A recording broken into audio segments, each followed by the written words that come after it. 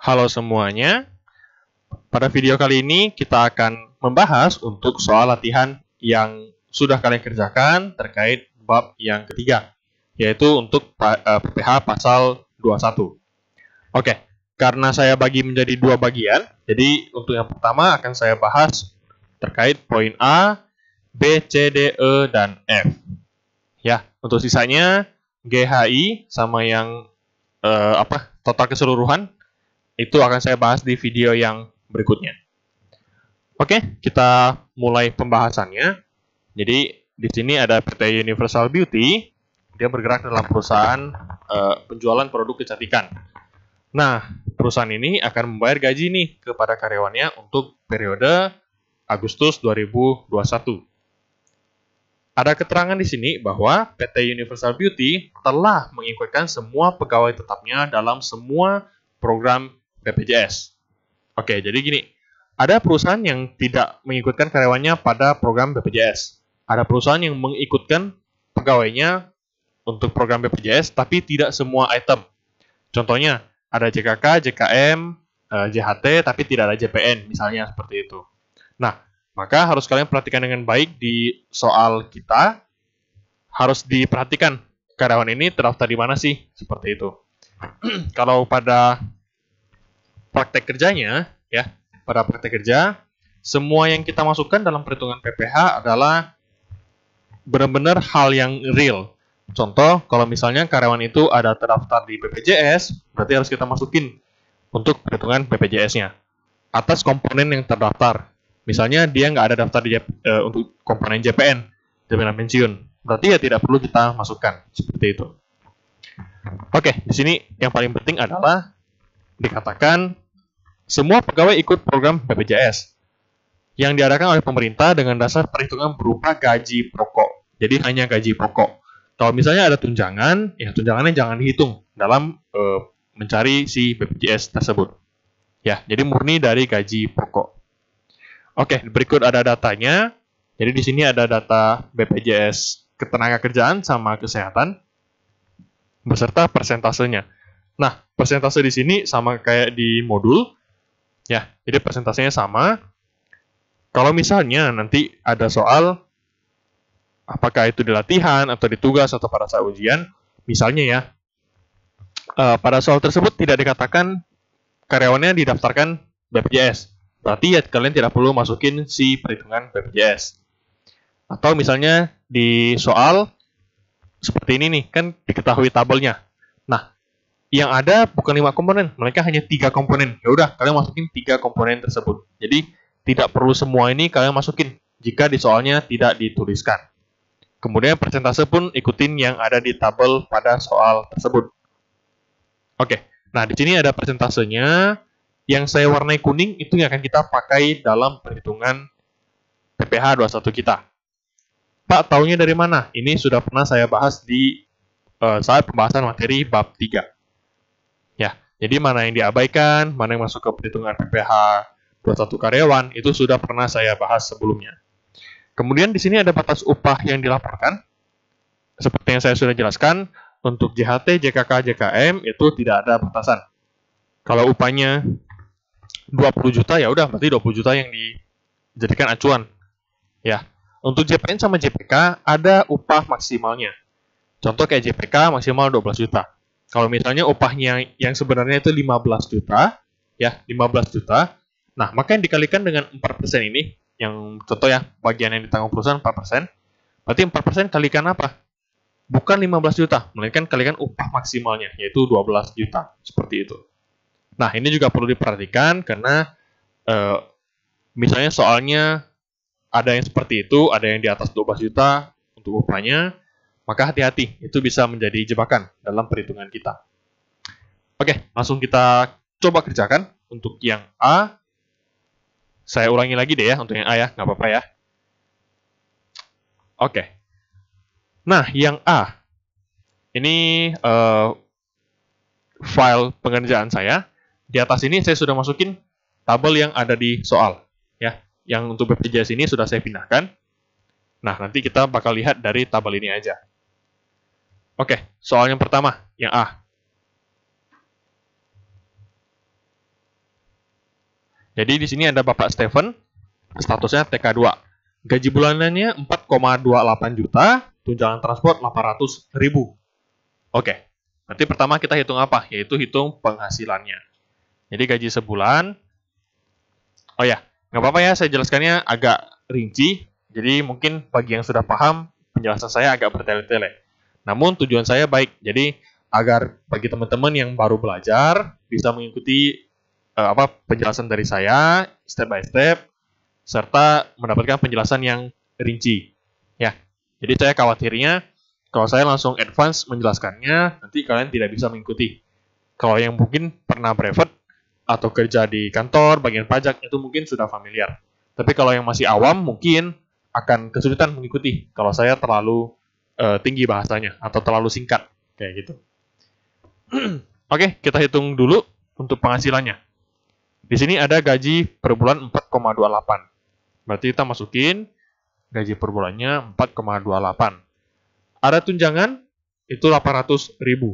Oke, 800.000. Setelah itu di soal sudah tidak ada tambahan penghasilan lainnya. Nah, maka kita harus perhatikan untuk si BPJS. BPJS yang menambah BPJS komponen apa aja sih yang menambah si penghasilan? Yaitu JKK, JKM sama JPK. Ya, JKM, JKK sama JPK. Persentasenya 0,3, kemudian 0,24 dan 4%. Dari apa? Dari gaji. Ya, sekali lagi dari gaji. Jadi ini kalikan 4,28, kalikan 4,28, kalikan 4,28. Dapatlah total 5 jutaan. Kemudian bagian pengurangan. Ingat, kalau karyawan tetap, ada komponen biaya jabatan. Tarifnya berapa? Yaitu 5%. Selalu 5%. Nah, maksimal 1 bulan itu hanya 500.000. Atau 1 tahun itu 6 juta. 500.000 kali 12 kan 6 juta. Ya. Jadi sebulan maksimal itu 500.000. Nah, dikalikan dengan apa? Yaitu penghasilan bruto. Di samping sini sudah saya kasih keterangan. Masih di bawah 500.000 berarti aman. Kita ambil sesuai perkaliannya. Selain biaya jabatan ada apa lagi? Yaitu JHT sama si JPN. Berarti kita masukin JHT JPN persentasenya 2% sama 1%. Kita kalikan dari gaji sebulan dan gaji sebulan. Pokok dari gaji pokoknya lah. Oke, kita totalkan untuk bagian pengurangan. Kita kurangi antara penghasilan bruto dengan total pengurangan, dapatlah penghasilan neto sebulan. Kita setahunkan. Berarti kali 12 ya. Kali 12. Oh ya, selama perhitungan kalau misalnya ada koma, kalian langsung bulatkan secara matematis. Biar perhitungannya tidak komanya banyak gitu. Biar gampang aja hitungnya. Oke, setelah dapat penghasilan neto setahun, berikutnya kita hitung PTKP-nya berapa. Nah, di sini statusnya adalah TK2. Berarti dia belum menikah dan punya 2 tanggungan. Oke, berarti yang pertama untuk PTKP adalah orang itu sendiri, yaitu si wajib pajak sendiri dapat 54 juta. Ini udah pasti wajib dimasukkan. Lanjut, tanggungannya 2, berarti tanggungan 2 orang. 1 tanggungan itu 4,5 juta, karena lihat kembali di rincian PTKP-nya. Berarti 2 orang ya 9 juta. Dikalikan 2. Oke, berarti total PTKP itu 63 juta. PTKP itu gini konsepnya. Jadi, karyawan yang penghasilannya tidak melebihi PTKP, nah itu tidak perlu bayar pajak. Tapi kalau sudah di atas PTKP, itu harus bayar pajak. Ya, jadi simpelnya gini, PTKP itu merupakan patokan kita sama si pajak. Kalau misalnya di atas itu, berarti bayar pajak. Kalau di bawah itu, berarti tidak perlu bayar pajak. Ya. Jadi PTKP itu patokannya. Nah, PTKP itu paling minimal 54 juta. Tergantung kamu punya tanggungan apa, atau kamu sudah menikah belum. Ya, jika ada tanggungan maka PTKP ditambah. Udah nikah maka PTKP ditambah. Asumsinya kenapa? Jadi asumsinya makin kamu punya banyak tanggungan, kamu pasti punya kebutuhan yang semakin tinggi. Nah, kalau kamu punya kebutuhan semakin tinggi, otomatis kalau kamu harus bayar pajak kan berat rasanya. Ya, maka dari itu diberikanlah yang namanya PTKP. Makin tinggi statusnya, misalnya makin banyak statusnya kayak udah nikah, tanggungan 3 orang, maka PTKP semakin tinggi. Ya, jadi ya mungkin ini salah satu wujud dari rasa keadilan itu. Jadi kalau makin tinggi penghasilan, makin tinggi statusnya makin banyak, ya tentu toleransi yang diberikan oleh pajak juga makin tinggi, kayak gitu. Tapi kalau udah lewat PTKP ya semuanya pasti kena pajak. Oke, penghasilan neto setahun dikurangi dengan PTKP ternyata minus. Kalau minus berarti kamu belum mencapai PTKP. Kalau masih di bawah PTKP, ya penghasilan kita masih di bawah PTKP, ya udah berarti tidak perlu bayar pajak. Alias bahasanya biasanya nihil. Oke ya, itu untuk yang A. Kita lanjut ke yang B. B di sini ada seorang ibu. Ibu Sandra telah menikah dan memiliki satu orang putri. Namun ingat kalau wanita, dia sudah menikah mau punya satu putri, dia bakal tetap dapat status TK 0. Kecuali dikatakan lain. Misalnya suaminya telah meninggal, itu kan beda cerita. Berarti dia harus menanggung anaknya juga. Nah maka itu mungkin bisa TK tapi udah nggak 0 lagi, mungkin TK 2 misalnya, atau ini TK 1, seperti itu. Jika ada status, jika ada kejadian khusus. Kalau normal-normal aja, suaminya masih hidup, masih bekerja, kemudian menikah, berarti ibu ini statusnya tetap TK 0, kayak gitu. Oke, pertama kita hitung untuk penghasilannya. Jadi di sini Ibu Sandra Winata, walaupun telah menikah dan punya satu orang putri, tetap statusnya itu TK 0. Gaji pokok per bulan 5,7 juta dan dapat uang lembur 1 juta. Oke, uang lembur, ada yang nanya nih, Pak, ini termasuk penghasilan teratur atau tidak teratur? Nah, dalam pajak ada yang dikenal penghasilan teratur dan tidak teratur. Misalnya tidak disebutkan apa-apa seperti ini, ya udah, kita asumsinya dia merupakan penghasilan teratur. Sehingga dalam perhitungan penghasilan bulanan, dia akan dimasukkan ke dalam perhitungan tersebut.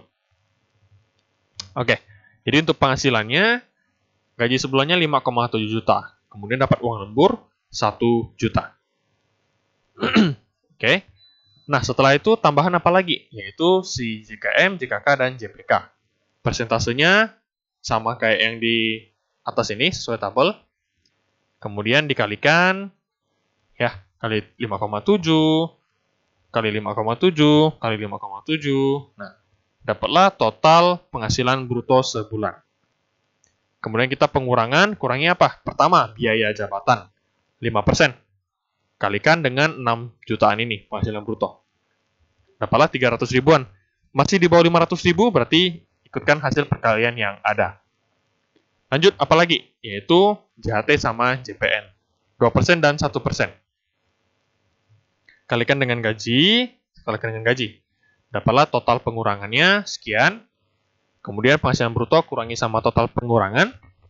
Dapatlah 6,4 jutaan. Oke, kalikan dengan 12, karena kita mencari penghasilan setahun.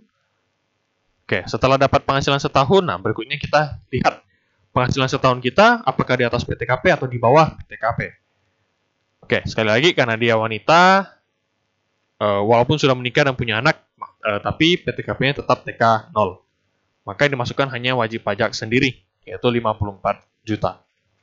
Oke, jadi dikurangi dengan penghasilan neto, nah PKP-nya itu 23 jutaan. PKP itu penghasilan kena pajak yang akan menjadi acuan dalam perhitungan tarif PPh 21. Oke, perlu diingat kalau PKP itu selalu dibulatkan ke bawah, ya, hingga ribuan penuh. Jadi kalau gini, 23.278.092 rupiah itu dibulatin ke bawah. Jadi langsung jadi 0 ya. 3 digit terakhir selalu 0.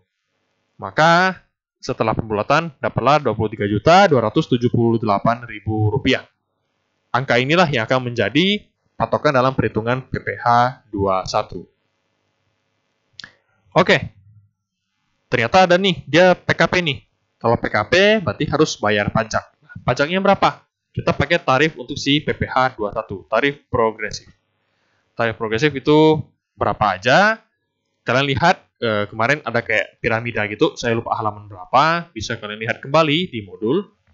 Tapi intinya kalau penghasilan di bawah 50 juta, dia kenanya 5% doang.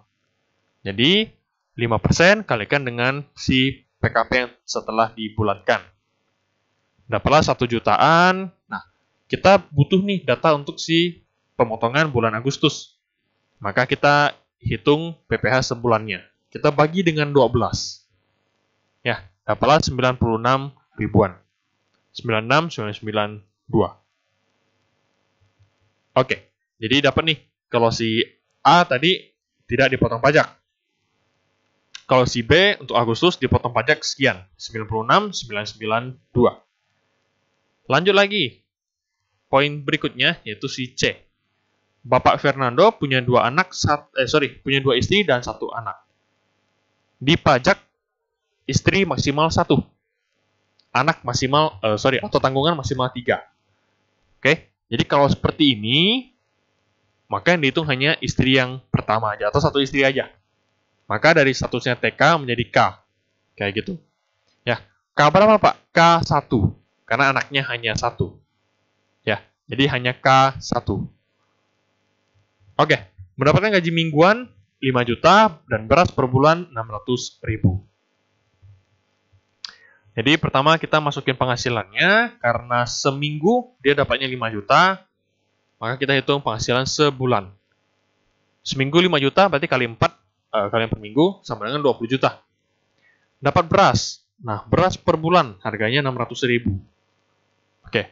Kalau misalnya dia dikasih beras dan ketahuan harganya berapa, maka kita masukkan. Kayak gini yang jelas nih. Beras per bulan 600 ribu. Oke. Kalau misalnya diberikan beras per bulan, nah harga pasarnya tidak diketahui, maka tidak bisa kita masukkan. Ya, karena untuk harganya itu nggak bisa main asal masuk, nggak bisa main tebak-tebak, itu harus ada dasarnya. Nah, dasar di sini adalah harga pasar. Oke, jadi dapat 20 juta, dikasih beras 600 ribu kalau dirupiahkan. Nah, tambah dengan JKM, JKK, JPK, sama kalikan dengan gaji pokok juga. Nah, oke. Yang JPK. Ini kan gajinya 20 juta nih. Kita perlu lihat untuk JPK, ketentuan di sini adalah maksimal 12 juta untuk upah maksimumnya. Jadi, kalau kalian perhatikan JKM saya kalikan dengan gaji sebulan, JKK kalikan dengan gaji sebulan. Untuk JPK saya kalikan dengan 12 juta. Kenapa? Karena gaji pokok maksimalnya dilaporkan adalah 12 juta. Oke. Jadi, untuk total penghasilan bruto sebulan ada 21 jutaan. Kemudian kita masuk ke bagian pengurangan. Pertama adalah biaya jabatan. Oke, biaya jabatan. Dia kan 5% dari penghasilan bruto. Hasilnya 1 juta lebih. Nah, kita perlu ingat bahwa untuk biaya jabatan per bulannya itu maksimal 500 ribu. Maka yang kita masukkan hanya 500 ribu. Ya. Lanjut lagi. Ada JHT sama JPN. Nah, JHT di sini tidak ada batasan. Berarti untuk si JHT 2% kalikan dengan 20 juta. Untuk JPN. Nah, JPN di sini maksimal itu upah maksimumnya 8 jutaan. Sedangkan di sini kita gajinya 20 juta. Nah, maka kita kalikan dengan 8 jutaan ini. Kalikan dengan upah maksimumnya. Oke, dapatlah total pengurangan. Ini di samping juga saya udah kasih keterangan ya. Jadi untuk kalian lebih mudah memahami. Kita kurangi antara penghasilan bruto sebulan dengan total pengurangan. Oke, dapatlah penghasilan neto sebulan. Kita kalikan 12 atau kalikan untuk 1 tahun. Oke, dapatlah 242 jutaan. Gede ya gede. Gajinya aja sebulan udah 20 juta. Nah, gajinya aja sebulan udah 20 juta. Lanjut, untuk PTKP-nya, statusnya adalah K1. Jadi K, nggak ada istilahnya K kuadrat atau apa, nggak ada ya.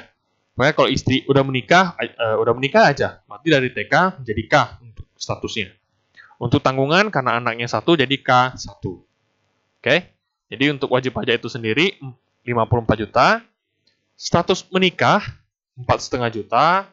Tanggungannya 1 orang, jadi 4,5 juta juga. Maka ditotalkan sama dengan 63 juta. Oke, dikurangi ternyata PKP-nya itu 179 jutaan. Ingat, harus dibulatkan. ke ribuan penuh. Berarti 448-nya kita buang, ganti jadi 000. Nah, angka inilah yang kita pakai sebagai patokan perhitungan PPh 21. Oke, kita lihat kembali untuk tarif progresifnya. Kalau misalnya penghasilan yang di bawah 250 juta, itu kan kena tarif 15%. Kalau di bawah 50 juta, itu kena tarif 5%. Nah, namanya ini tarif progresif. Jadi, bisa dibilang untuk 179 juta ini, kalau kita lihat ketentuan kan, secara kasar mata kita taunya, oh, dia di bawah 250 juta. Harusnya kena tarif 15%.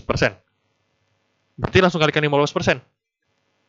Apakah seperti itu? Jawabannya adalah bukan. Ya, jadi ini tarif progresif. Kenapa dikatakan progresif? Jadi, untuk tarif yang pertama, level pertama, kan 5%. Itu berlaku untuk penghasilan sampai 50 juta. Maka 5% kita kalikan dengan 50 juta pertama, itu kena tarif 5%. Ya, berarti 179 jutaan, kita sudah ambil 50 juta. Berarti sisa berapa? Yaitu sisa 129 jutaan. Nah, itu kena yang level kedua, yaitu 15%. Oke, tarif progresif. Dikatakan kan untuk level kedua 15% itu jika penghasilannya antara 50 sampai 250 juta. Oke, jadi kalau misalnya penghasilannya itu 260 juta, maka 5% kalikan 50 juta, hasilnya sekian. Kemudian level kedua, 15% kalikan 200 juta, hasilnya sekian. Yang 10 jutanya lagi berarti kalikan dengan tarif 25%. Kayak gitu. Baik, oke. Berhubung ini sampai level kedua aja udah cukup, maka kita langsung hitung. Ya, ini untuk PPh yang terutangnya total 21 jutaan. Berarti PPh sebulannya kita bagi dengan 12, dapatlah 1,8 jutaan. Oke, itu PPh yang perlu dipotong untuk bulan Agustus atas karyawan yang C. Lanjut untuk poin D. Untuk poin D, kita lihat soalnya kembali. Di sini ada Bapak Gunawan. Oke, di sini ada poin D, Bapak Gunawan. Dia statusnya K2. Gaji bulanan 6,5 juta, tunjangan jabatan, pokoknya tunjangan lah ya, 1 juta. Kemudian sebagai informasi yang bersangkutan mulai 1 September sudah tidak bekerja karena resign. Nah, informasi di sini fungsinya untuk apa? Baik, jadi gini. Kayak kita hitung sebelum-sebelumnya, kalau kita menghitung penghasilan neto 1 tahun, contoh yang C tadi ya, dan di sini. Oke, penghasilan neto setahun kita kalikan dengan 12. Oke, kita kalikan dengan 12 bulan. Nah, otomatis si Bapak Gunawan ini, dia resign-nya kan 1 September. Nah, berarti dari Januari sampai bulan Juli, karena ini kan menghitung untuk gajian bulan Agustus. Berarti belum lewat nih. Kita baru mau hitung untuk yang Agustus. Maka, dari bulan Januari sampai bulan Juli, Bapak Gunawan ini udah kena potong pajak nih.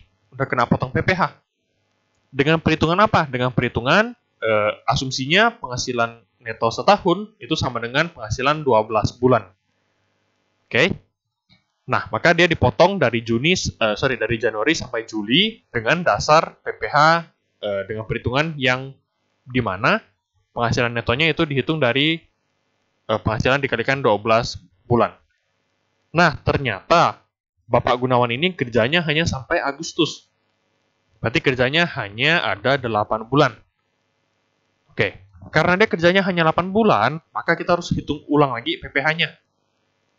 Oke, kita hitung ulang PPh dengan penghasilan neto setahun yang isinya hanya 8 bulan saja. Ya, jadi di sana kan harusnya karena kita menghitung penghasilan hanya untuk 8 bulan dan PTKP yang dipakai itu full, PTKP yang 1 tahun. Oke, harusnya PPh yang perlu dipotong itu bisa aja nihil ataupun lebih kecil dari perhitungan awalnya. Maka dari itu perlu dilakukan penyesuaian pada bulan Agustusnya. Oke, kita langsung masuk ke contoh pembahasan. Jadi tahapan pertama kita hitung dulu untuk PPh normalnya. Dengan asumsi dia kerjanya itu full 12 bulan. Jadi ini perhitungan PPh sebelum dia resign. Oke, gaji sebulan itu ada 6,5 juta, tunjangan jabatan itu 1 juta, kemudian informasi lainnya tidak ada tambahan lagi, maka masukkan JKM, JKK, JPK. Ini persentasenya dikalikan dengan gaji sebulan. Oke, gajinya 6,5 juta, jadi masih di bawah upah maksimal. Berarti tidak perlu kita gubris untuk si upah maksimal ini. Oke, penghasilan bruto sebulan, masuk pengurangan, biaya jabatan 5%. Dikalikan hasilnya masih di bawah 500.000. Berarti langsung dipakai angkanya. Lanjut, ada JHT sama JPN. Kalikan dengan gaji yang sebulan. Dapatlah total pengurangan sekian, dikurangi penghasilan bruto dengan pengurangan, dapatlah penghasilan neto sebulan, 7,2 jutaan. Kita kalikan dengan setahun, berarti kalikan 12 bulan. Dapatlah dapatlah penghasilan neto untuk setahunnya. Oke, berikutnya. Kita hitung PTKP. PTKP-nya itu K2, berarti pertama, status sebagai wajib pajak itu sendiri, orang pribadi 54 juta. Status menikah 4,5 juta. Tanggungan 2 orang, berarti 4,5 juta kalikan 2. Oke, dapatlah total PTKP-nya 67,5 juta. Dikurangi dengan penghasilan neto, dapatlah PKP 19 jutaan. Nah, karena tidak minus, berarti di sini ada perhitungan untuk PPh 21-nya. Ingat, kalau ada PKP tentu harus dibulatkan ke ribuan penuh, dibulatin ke bawah. Dapatlah 19,024. Karena penghasilannya di bawah 50 juta, maka kena tarif yang 5%. Berarti langsung kalikan 5%. Kemudian kita bagi dengan 12. Nah, inilah PPh pasal 21 terutang yang per bulannya, yang sudah dipotong dari Januari sampai bulan Juli. Oke. Tahapan berikutnya kita hitung untuk si PPh 21 setelah kita tahu orang ini sudah mau resign. Alias dia kerjanya hanya sampai bulan Agustus. Berarti dia kerjanya hanya 8 bulan. Oke, kita masukin perhitungannya. Ini perhitungan per bulan. Sama kayak yang di atas, ya. Sama kayak yang di sini. Kalau kalian tidak menghitung ulang, ya nggak apa-apa. Langsung aja ambil angka penghasilan neto sebulan. Kalian pindahkan ke perhitungan yang di bawah. Ya, langsung start dari sini berarti. Lanjut, kita hitung penghasilan neto yang disetahunkan. Setahun berarti hanya 8 bulan. Yaitu sampai bulan sebelum dia resign. Dia resignnya 1 September. Berarti penghasilannya ada sampai Agustus. 8 bulan. Oke, dia statusnya K2. Berarti di sini juga sama kayak di atas tadi PTKP-nya 67.500 dikurangi. Nah, PKP-nya minus. Berarti dia nihil, tidak perlu bayar pajak. Oke, jadi PPh setahunnya itu nihil. Ya. Karena PKP-nya itu minus. Maka tidak ada PPh yang perlu dibayarkan. Nah, Pak, tapi di atas ini sudah ada loh. Di sini PPh terutang sebulannya 79 ribuan. Jawabannya adalah iya. Karena dengan asumsi dia penghasilannya kan setahun 12 bulan. Maka kena PPh 79 ribuan. Jadi kasusnya ini dari Januari sampai bulan Juli orang ini sudah dipotong dengan PPh-nya. Sebanyak berapa? Nah, di sini kita hitung. Dari Januari sampai Juli berarti ada 7 bulan dikalikan dengan PPh-nya yang kita hitung di atas ini. Dapatlah total PPh yang sudah dipotong. Nah, dengan perhitungan kita yang baru, yang setelah dia resign itu, kan nihil nih. Harusnya dia tidak dipotong PPh apapun. Namun, sebelumnya sudah kita potong. Jadi gimana Pak? Jadi ya kita harus balikin PPh tersebut ke karyawan ini. Ya, jadi karena perhitungan yang baru hanya 8 bulan dia kerjanya, maka menghasilkan PKP yang minus. Ataupun bisa dibilang PPh terutangnya itu tidak ada atau nihil. Maka semua PPh yang sebelumnya sudah dipotong, yaitu Januari sampai Juli, harus dikembalikan. Ya, tidak ada pemotongan PPh, kelebihan tersebut harus dikembalikan ke karyawan. Di sini sudah saya tuliskan. Oke, itu yang D. Kita lanjut ke yang E. Oke, untuk poin E. Nah, di sini ada lagi nih. Ibu Talita Anjani belum menikah dan tanggungan 2 orang. Oke, mungkin dia menanggung apakah anak angkat atau orang tua. Jadi intinya dia ada tanggungan 2 orang. Pak, apakah boleh? Boleh-boleh aja. Apakah mungkin seperti itu? Ya mungkin lah. Jadi seorang ibu, ini kan ibu belum menikah, berarti ya mungkin wanita yang umurnya 30-40 misalnya. Dia tidak menikah, tapi dia tinggal sama orang tua. Orang tuanya sudah tidak bekerja. Berarti kan menjadi tanggungan si ibu ini, si wanita ini. Maka bisa aja muncul tanggungan 2 orang, walaupun belum menikah. Ya, ingat ya, tanggungan ini kan bisa semenda, bisa sedara. Sebelumnya sudah pernah kita bahas, semenda sama sedara itu apa. Oke, kita lanjut. Jadi, singkatnya, dia statusnya itu TK2. Mulai bekerja sejak 1 Mei dengan menerima gaji bulanan sebesar 6.200.000. Nah, dia mulai bekerja 1 Mei. Jadi PPh-nya dihitung untuk PPh per bulannya. Berarti hitungnya gimana? Yaitu hitungnya dari per dia bekerja. Dia kerjanya dari bulan Mei, maka kalau diasumsikan untuk 1 tahun, dia bekerja dari 1 Mei sampai 31 Desember. Berarti ada berapa bulan? Yaitu 8 bulan. Oke, kita coba hitung. Gaji sebulannya itu 6.200.000. Tunjangan apapun itu nggak ada, nanti langsung masukin JKM, JKK, JPK. Oke, kita kalikan, berarti gaji per bulan, gaji pokok kalikan dengan persentasenya. Dapat total, kemudian masuk ke bagian pengurangan, masuk ke biaya jabatan 5%. Masih di bawah 500.000, berarti oke, normal. Kemudian ada JHT sama JPN.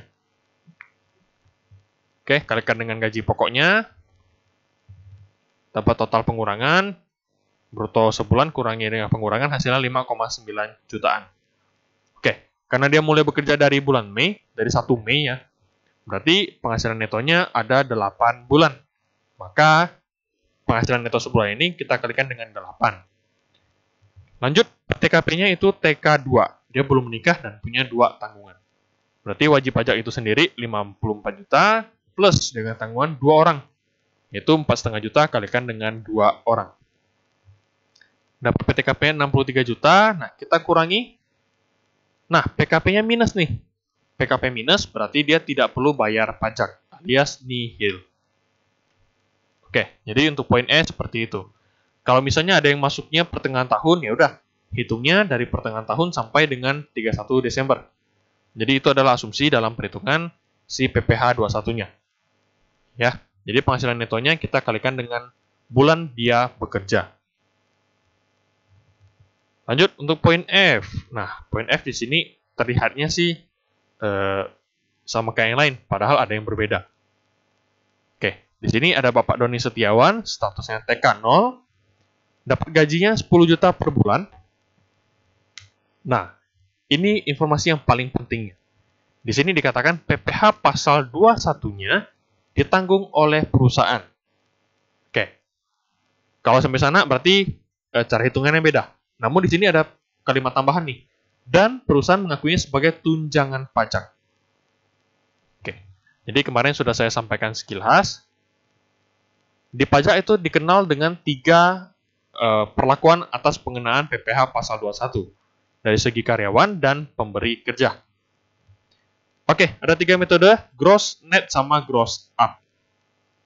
Kalau gross itu yang kita pakai dari yang poin A, B, C, D, E. Itu yang sudah kita kerjakan. Oke, jadi kalau metode gross, simpelnya gini. Kamu punya gaji berapa, dan kamu harus bayar PPh berapa, nah PPh-nya itu akan dipotong dari gaji kamu. Contoh, gajinya 10 juta, PPh 400.000. Maka saat kamu gajian, kamu harus dipotong dengan 400.000. Maka yang kamu terima hanya 9.600.000 saja.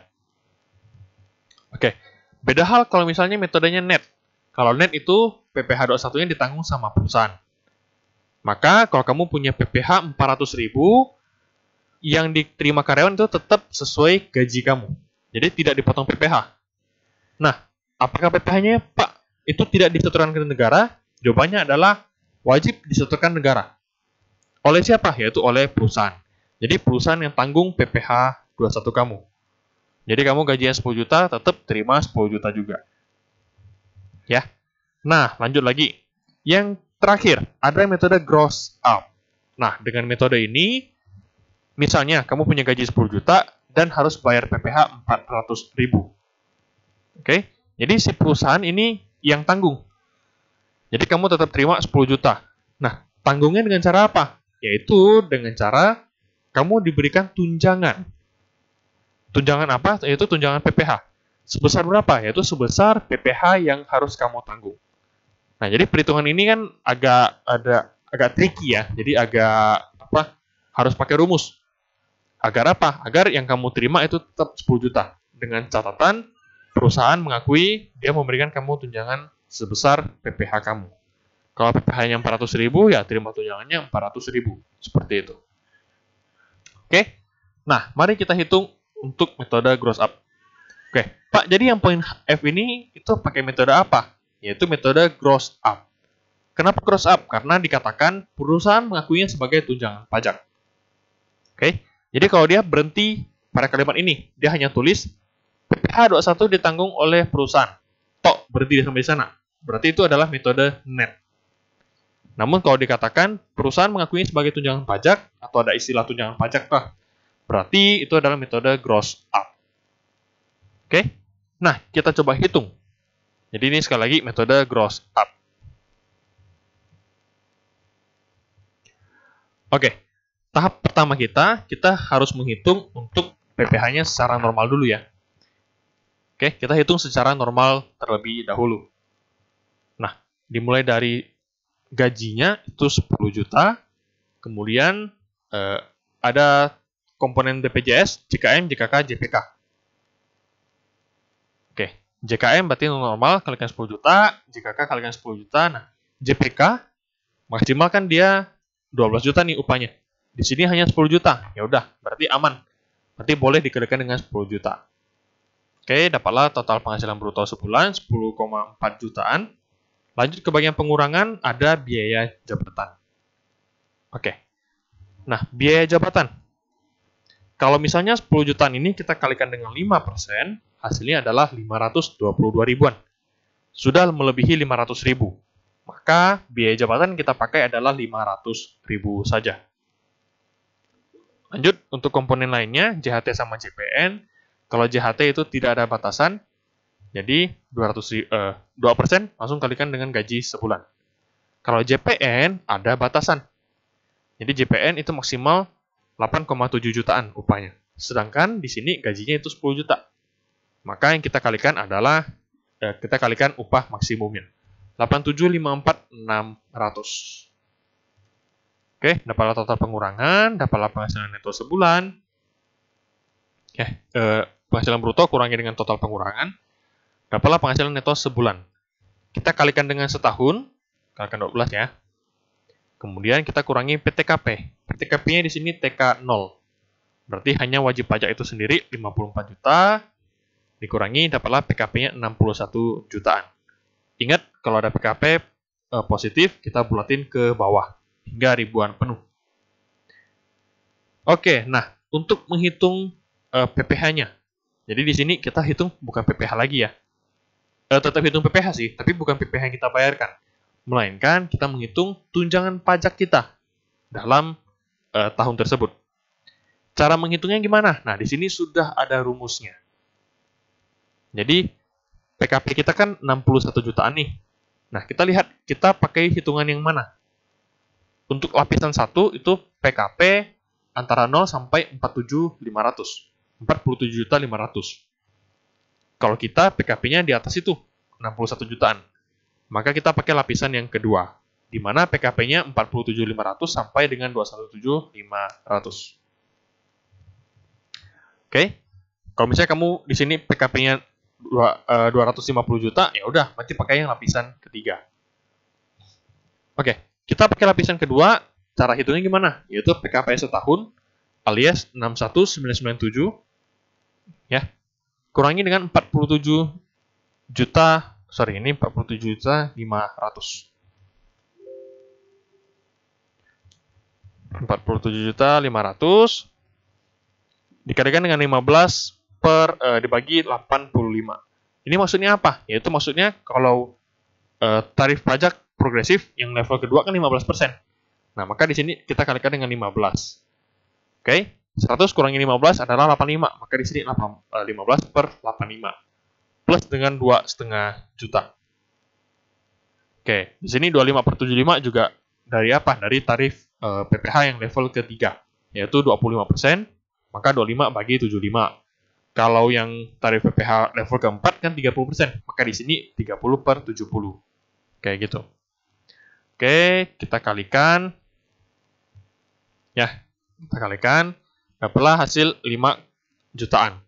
Bagi 12, maka sebulan tunjangan pajaknya adalah Rp421.525. Itu tunjangan pajak sebulan. Jadi, si perusahaan harus kasih karyawannya tunjangan pajak sebesar 400 ribuan agar PPh yang dibayarkan, agar gaji yang diterima nanti tidak perlu dipotong dengan PPh lagi. Ya. Nah, setelah kamu dapat tunjangan pajak sebulan, kita hitung ulang PPh-nya dengan memasukkan si tunjangan pajak tersebut. Tunjangan kan sifatnya menambah penghasilan ya. Oke. Maka kita hitung ulang si PPh 21 termasuk tunjangan PPh-nya.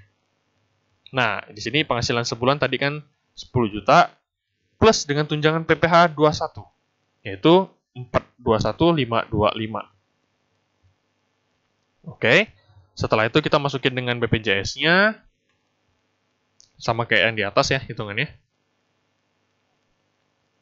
Oke, lanjut bagian pengurangan. Nah, biaya jabatannya, karena ini di sini penghasilan bruto masih 10 jutaan, ya berarti di sini biaya jabatan tetap 500.000. Kemudian JHT JPN dikalikan juga hasilnya masih sama ya. Kalikan dengan 10 juta juga. Oke, total pengurangan. Nah, dapatlah penghasilan neto sebulan. Beda nih penghasilan neto sebulannya. Kalau sebelumnya hanya 9 jutaan, di sini udah 10 jutaan. Kalikan 12 untuk mencari penghasilan neto setahun, kemudian kurangi dengan PTKP 54 juta. Dapatlah 67 jutaan. Kita bulatin ke bawah. Oke, kita bulatin ke bawah. Nah, ini bulatin ke bawahnya. Oke, saya ganti sedikit. Harusnya 67.055.00. Oke. Oke, jadi di tempat kalian mungkin nanti akan selisih sedikit. Nah, di sini berarti pembuatan PKP setelah pembulatan adalah Rp67.055.000. Oke. Berarti kan dia di atas 50 juta, tapi di bawah 250 juta. Maka 50 juta pertama kena tarif 5%. Setelah itu sisanya kena tarif 15%. Oke, maka ini total PPh 21-nya. Dibagi dengan 12, dapatlah PPh terutang sebulan Rp421.521. Nah, oke. Pak, cara tahu hitungan kita benar atau salah gimana? Kita bandingkan dengan tunjangan pajak yang sebelumnya sudah kita hitung. Oke, tunjangan PPh di sini kan 421.525. Nah, harusnya sama besar nih dengan PPh 21 yang terutang sebulan. PPh 21 terutang sebulan berapa? 421.521. Nah, ada selisih berapa? Berarti selisih Rp4. Oke, jadi selisih sedikit itu kita abaikan. Itu ditoleransi. Ya, jadi intinya harusnya mereka sama.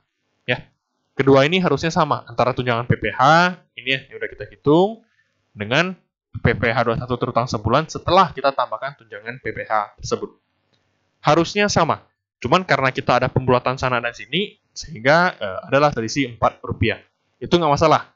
Ya, itu bisa ditoleransi. Jadi kalau selisih satuan terkecil, selisih dikit doang, karena adanya pembulatan, itu ditoleransi. Tidak masalah. Oke, jadi seperti itu untuk pembahasan yang kali ini. Pada video berikutnya, pada part berikutnya, saya akan membahas untuk sisa latihan soalnya. Oke? Jadi untuk pembahasan yang poin A, B, C, D, E, F sampai di sini, jika ada yang selisih, jika ada yang beda dengan saya, boleh kalian tanyakan kepada saya. Oke ya? Jadi semoga apa yang saya sampaikan dapat dipahami dengan baik. Jadi jangan hanya dihafal, jangan hanya dihitung, tapi dipahami kenapa perhitungannya seperti itu. mengacu ke hitungan mana, persentase atau perkaliannya seperti apa, itu harus dipahami dengan baik. Oke, jadi untuk video pembahasan kali ini sampai di sini. Semoga apa yang saya sampaikan dapat dipahami dengan baik. Saya akhiri videonya. Terima kasih.